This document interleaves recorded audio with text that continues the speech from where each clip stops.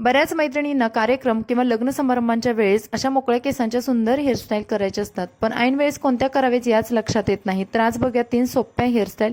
नमस्कार, पुन्हा एकदा स्वाती स्टाईलमध्ये मनापासून स्वागत. व्हिडिओला लाईक करा, चॅनलला सबस्क्राईब करा आणि हा व्हिडिओ तुमच्या फ्रेंड्समध्ये शेअर करायला विसरू नका.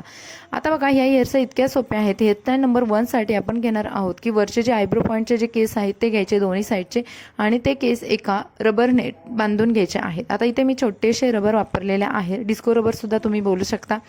तर या रबरने केस छान बांधून घेतल्यानंतर आपल्या कानाच्या वरचे एका साईडचे जे केस आहेत ते कानाच्या समोरचे केस अशा पद्धतीने घ्यायचे आहेत. इयर टू इयर सेक्शन घ्यायचा आणि या केसांना सुद्धा आपल्याला पुन्हा एका प्रकारे 3 पेड्यांची वेणी बांधून घ्यायची आहे. बघा, खूप सोपं आहे. ह्या हेअरस्टाईल प्रत्येक मैत्रिणीला जमण्यासारख्या आहेत आणि काही सेकंदात सुद्धा होतात ह्या हेअरस्टाईल. शिवाय आपले केस आहेत ते छान मॅनेज सुद्धा राहतात. आता 3 पेड्यांची वेणी प्रत्येक मैत्रिणीला छान प्रकारे जमत असते. तर अशा पद्धतीने थोडीशी सैलसर अशा पद्धतीने ही वेणी आहे ते आपल्याला बांधून घ्यायची. ही वेणी बांधल्यानंतर अगदी शेवटच्या टोकाला आपल्याला अशा पद्धतीने एक छोटासा रबर घ्यायचा आणि तो तिथे बांधून घ्यायचा. पण बांधण्या अगोदर हे केस आहेत ते थोडेसे सैल करायचे आहेत, म्हणजे थोडेसे आपल्याला मोकळे करून घ्यायचे आहेत. ओढून घ्यायचे, ओढल्यामुळे त्यांना एक छान शेप भेटतो. दोन्ही साईडवरून असे केस आहे ते ओढून घ्यायचे आणि त्यानंतरच आपल्याला हा रबर आहे तो बांधायचा आहे. रबर बांधले की व्यवस्थित केस आपले लॉक होतात आणि ते आपण सैल केलेली वेणी आहे ती सुद्धा सुटत नाही. याच पद्धतीने दोन्ही साईडला आपल्याला अशीच हेअरस्टाईल करायची आहे. आता दोन्ही बाजूंना मी करून घेतली. दोन्ही बाजूचे केस आहेत ते रबर बँडने सिक्युअर केले. त्यानंतर उजव्या साईडला बांधलेलं जे केस आहे ते डाव्या साईडपर्यंत पूर्ण असे घेऊन जायचे मागच्या साईडला आणि एका पिनाने सिक्युअर करायचे आहेत. अगदी याच पद्धतीने दुसऱ्या साईडचे केस सुद्धा आपल्याला त्याच्या अपोजिट साईडला घेऊन जायचे. हळूवार घ्यायचे आहेत. केस जर तुमच्या बोटामध्ये अडकले तर तो केसांचा पुंजका आहे तो बाहेर निघतो, त्यामुळे इथे थोडीशी काळजी घ्या आणि केस अशी सैलसर व्यवस्थित दोन्ही साईडला बांधून घ्या.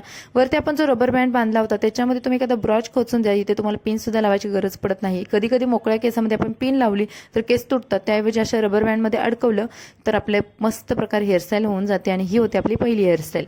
आता ही हेअरस्टाईल तुम्ही अगदी काही सेकंदात करू शकता. त्यानंतर बघूया दुसरी हेअरस्टाईल. दुसऱ्या हेअरस्टाईलसाठी अगदी वरचे म्हणजे जिथून आपले आयब्रो सुरू होतात ना, दोन्ही आयब्रोच्या मधला जो भाग असतो तेवढे जरी केस घेतले तरी चालतात. समोरचे केस घ्यायचे, तिथे पुन्हा आपल्याला रबर बांधून घ्यायचं आहे.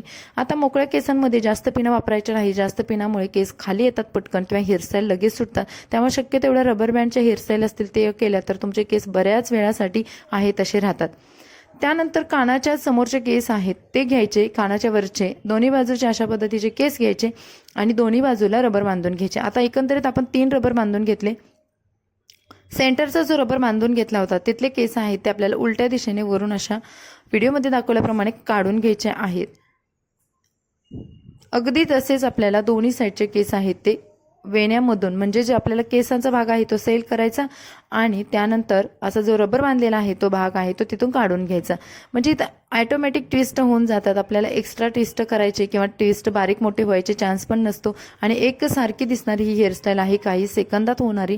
आणि हे तिन्ही बांधलेले रबर बँड आहेत ते आपल्या बरोबर माथ्यावरती अशा प्रकारे गोळा करायचे आणि 1 ते 2 पिनने अगदी सिक्युअर करायचे. आता इथे आपण थोडासा केसांचा गट्टा होतोय त्यामुळे पिन सुद्धा व्यवस्थित बसतात, हालत नाहीत, लूज होत नाहीत आणि तुमचे मागचे केस आहेत ते मोकळे व्यवस्थित राहतात. आणि बघाल तुम्ही ट्विस्ट इतके सुंदर होतात ना, याच्यामध्ये कोणताही फरक येत नाही किंवा कमी जास्त होत नाहीत. आता इथे एखादा छोटासा ब्रॉच लावला जिथे आपण रबर बँड खोचलेला आहे तर तिथे तुम्ही ब्रॉच खोचू शकता आणि तुमची सेकंड हेअरस्टाईल कंप्लीट करू शकता.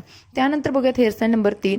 आता ज्या मैत्रिणींना असे साईड पार्टिशन करायची सवय असते किंवा ज्या साईड पार्टिशनवाल्या हेअरस्टाईल आवडतात त्यांच्यासाठी ही तिसरी हेअरस्टाईल महत्त्वाची आहे.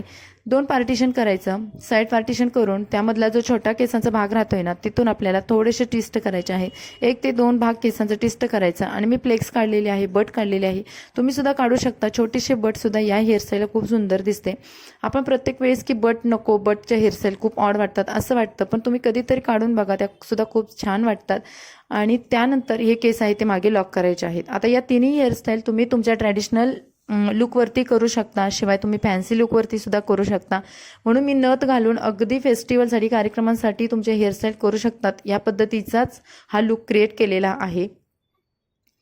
त्यानंतर जे मोठा भाग केसांचा राहिलेला होता तिथे असे छोटे छोटे ट्विस्ट करायचे आहेत आणि ते पिनमध्ये सिक्युअर करायचे आहे. 3 ते 4 तुम्ही ट्विस्ट जेवढे तुमचे होत आहेत तेवढे ट्विस्ट करायचे आहेत, पण ट्विस्ट करताना अगदी छोटे आणि बारीक असे करायचे जेणेकरून हेअरस्टाईलला फिनिशिंग येईल आणि पाठीमागे वेल वगैरे एखादा अडकून ही हेअरस्टाईल तुम्ही कंप्लीट करू शकता. या होत्या तिन्ही हेअरस्टाईल. कोणती आवडली कमेंट्समध्ये सांगा. चला भेटू नेक्स्ट व्हिडिओमध्ये. Bye bye.